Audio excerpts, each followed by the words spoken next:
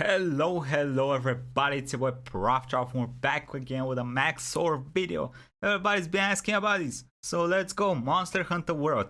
This is the game that got me into the Monster Hunter franchise. I love this game. I love the Monster Hunter games. They're awesome. Monster Hunter The World is an action-style third-person beat-em-up, slice-em-up, carve-em-up, drink-em-up, kill them all, where you play as Georgi and smash their head in with a hammer that makes cute noises. Yes. World, or the Joker and his normal cat, as we find and research the world's most amazing and charismatic megafauna so we can peacefully relocate them to the afterlife. Do you ever regret not being born in time to hunt Siberian mammoth? Or perhaps you're the kind of man who open carries to the zoo, waiting for the day that the chimps become Who open carries to the zoo, goddamn. excited. If so, this game could be for you. Set in the hostile and exotic wasteland of Australia, we play as an inherently bloodthirsty and violent race known only as Caucasoidus anglicus, and we're here to destroy the local. You know, that actually makes a lot of sense why we're going to different distant plains and killing the natives. It makes so much sense.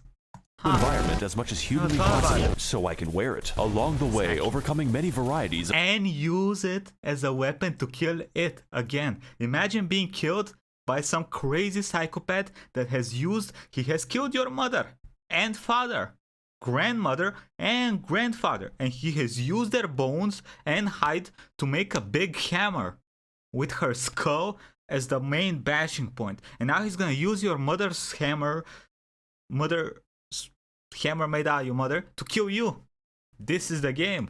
Of horrifying creatures unknown to God, ranging from plausible and interesting specimen to fucking Thanos. And yes, I am reviewing Monster Hunter World and not Rise because the phrase Nintendo Switch port does not fill me with confidence.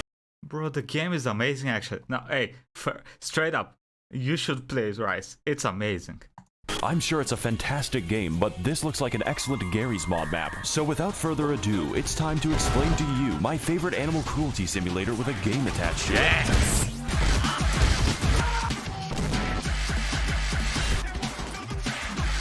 What is happening?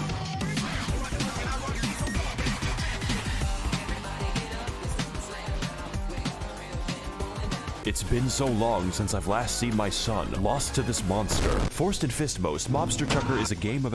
Jesus, were Maxwell videos always this crazy?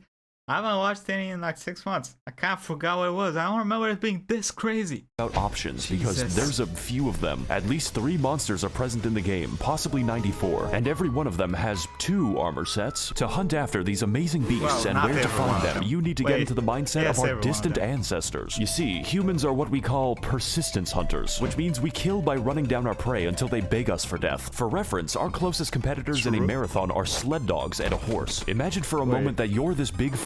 Is that real? Damn.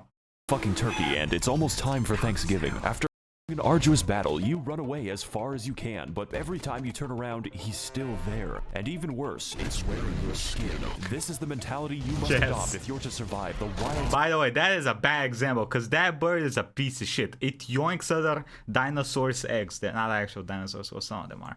You know what I mean. The mammoth deserves to be extinct because he was weak. We arrived to this new world of possibility known as the Denny's parking lot as part of the 5th Fleet of the Research Commission, exploring and murdering this vast continent to track down the whereabouts of an ancient elder dragon. Now, as someone from a country who killed millions of people so we could grow fucking vegetables, this is offensive. So when I heard that these bitches were doing it to find a lizard, I decided I would engage in genocide of my own volition. You will not need motivation to kill in this game. It comes about naturally, just like polio. And to bring about this timely demise, we are given a choice of 14 weapons, all of them completely different from one another, like the light bowgun and the heavy bowgun and the bow. But let me tell you, if I were stranded alone on a desert island, I would probably choose the fucking gun, because the only people in this world that I trust... You think that, and then you realize playing with the gun is not actually that fun. And then you switch to the best weapon in the game, the hunting horn, because you're a Chad, obviously. are my two best friends, Smith and Wesson. This is why I chose the gun lance, which is what you think it is. Now, of course I could have chosen the literal machine gun, but playing with these weapons changes the game into a first-person shooter where the objective is to keep the gun away from your mouth. Instead, did he say first-person shooter? Drawn to the insect glaive because 1, it lets me literally fly and the floor is paying taxes. 2, I get to lace a giant bee with C4 high explosives and throw it at people. And yes, there is an upgrade tree dedicated to bees. There is. 3, I get to mount monsters, and that lets me spam custom dialogue at everyone in the game. Side note, you can fully customize your... I mean, you can mount monsters with any weapon. Automatic callouts to preemptively diagnose the cause of your teammate's death, which is very funny. But your choice isn't just between weapon types, but also weapon elements. I won't get into it now since there are a few of them, but my favorites would have to include the dragon element, the sleep element, or even blast element. Every monster is weak to blast element. So with all these varied choices, chances are high that at least one weapon speaks to your specific mental illness. Just don't play the hunting horn unless you want Rock Band for engineering students. What the hell, Maxor? Come on, bro, it's the best weapon, okay? You smash them in the face and it makes dope sounds. You kill them with music. Think about it. Now if that does not speak to you, then you're probably a goddamn longsword abuser. Goddamn you. Boring ass weapons. Don't worry, I know exactly why you're here. I too want to know what this thing's foreskin looks like on my mantelpiece. Fortunately, World has you. Okay. I wish I can forget the last 10 seconds. Covered. I haven't really explained this because it's in the title, but in this game you hunt monsters. This doesn't just mean killing them, although there is a lot of that. There's 2 ways to complete a hunt, Republican and Democrat. Both of them result in endless pay. Oh, Jesus. For the animal. Here's the difference. Killing them by slowly breaking each individual bone is a mercy. Capturing them will always give you more body parts than skinning them, which can include their skulls. The only logical conclusion is that we disassemble them like a crab factory. And those are the lucky ones, because the other ones are subjected to cockfighting, and my bet always wins. The gameplay of Angry Birds can best be described as Bloodborne with no health bars. For most monsters, that's okay, because counting broken bones is enough. But some of these bastards spend more time close to death than Joe Biden. In fact, while hunting, your prey will attempt to escape you several times and fail. Really, the entire gameplay loop is just finding new things to turn inside out and then fashioning yourself the perfect drip out of their intestines. Of course, there's a lot of ways to build your swag with a myriad of skills like the fast food build, the eating less build, the eating for free build, and lest we forget, the mushroom consumption build to complete my ultimate McDonald's form. No self-respecting hunter would ever think of going outside without slightly reducing the effects of minor wind pressure. Or you can do damage like a fucking moron. Take your armor for a spin and throw a body in. Or you can take a potion, and that allows everyone around you to take the same potion without having to take the potion. Giga Brain hunting horn mains. In the bin, repeat until you win. Let's go. That's the entire game. This being said, there are complications. It's better to think of them not like video game enemies, but very stupid cats. And like cats, these bitches are territorial. Makes sense, sometimes even going so far as to beat each other to death while I'm fighting them. But I think my favorite example of this would have to be Mr. Nikon. This bastard is designed to wander into random battles, catch you in 4K HD, and then leave for literally no fucking reason. And if that doesn't suit your fancy, he's cool because if he catches a flying monster and he, like, you know, rape projections them, they fall down so you can beat their ass. You just gotta not look at him. Goose, whose sole objective is tracking you down across the map to carpet bomb you for the crime of playing the game. Now, this is basically what Serbia was like 50-60 years ago. I was wondering if I should make that joke, but I was like, whatever, what could go wrong, right? I don't normally play Monster Hunter since I'm more of a Connect 4 SpongeBob man, but the sheer variation on display here is really something. Every single animal has their own unique role, and mine is putting them into a museum. As a rule, for every single... Fighting that guy for the first time was pain. The area he's in, pain. Him, pain. Kind of beast. If violence does not work, use additional violence. Yes. Mr. Worldwide. Now that we have a good understanding of our victims, it's time to take our domestic violence international, because this is a Monster Hunter world, one that makes no fucking sense, both geographically and ecologically, just like the real Australia. So upon beginning the game, we make our way across the dangerous but inoffensive lands of New South Wales, learning the basics, surviving, and expanding our newly founded gulag of Sydney. This hell will be your base of operations for most of the game, complete with every kind of amenity you can expect from savage Welshmen. It's here that we rearm, research, and reforge my weapon again because I am indecisive. There's even a pig Yes. that won't stop following me. You can pet it, but not too. Yeah, there was a mini game with the petting of the pig. So if you pet it just enough, it did something. I don't remember what, but there was a thing.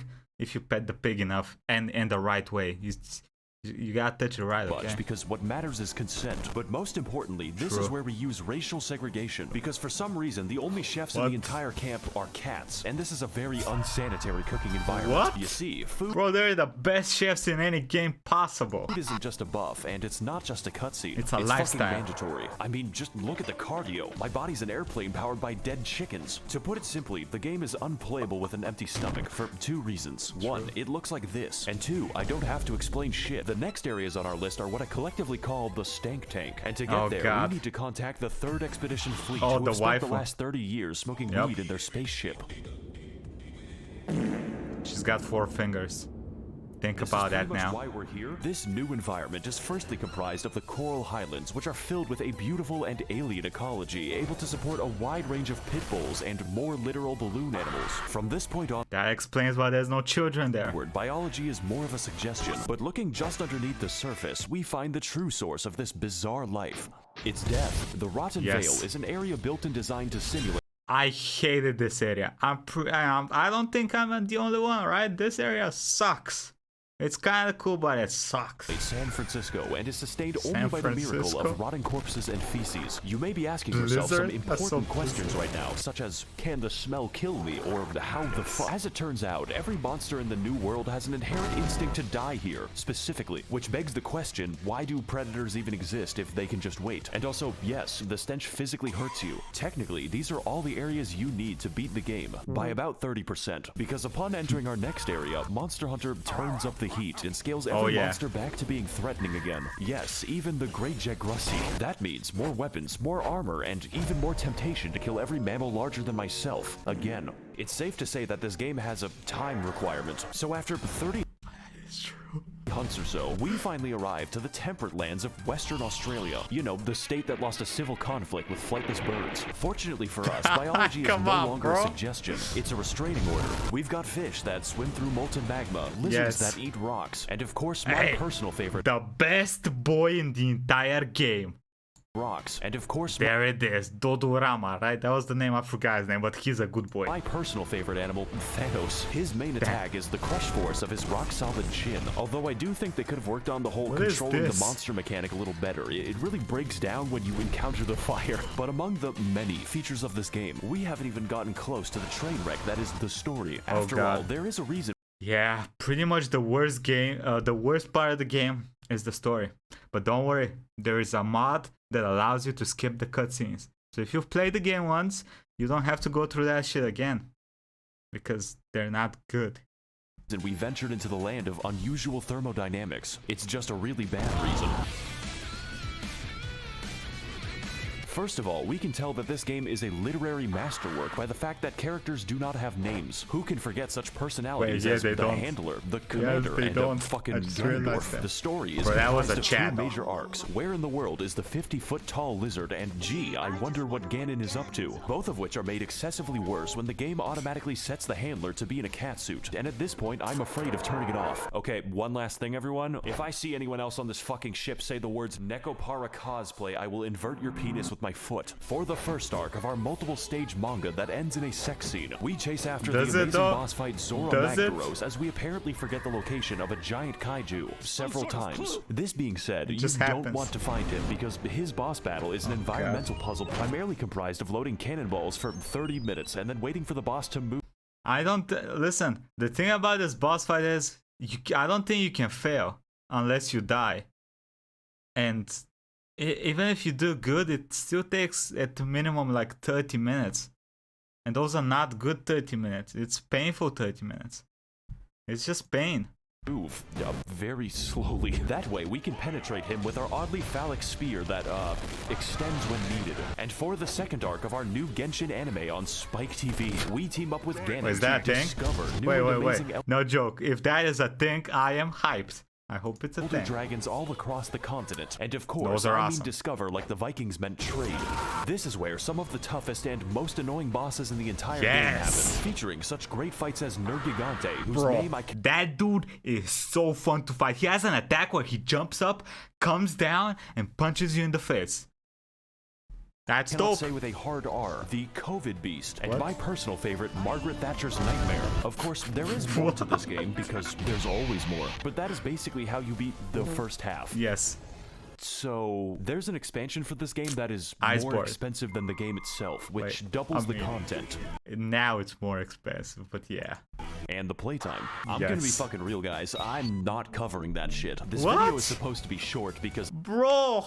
Iceborne is dope. It has new monsters that can beat the shit out you in new ways, and you can beat the shit out of them in new ways. It has the ultimate dude, the giant dragon with a big ass head that one shots you every like 3 minutes. Does that not sound dope to you? Come on.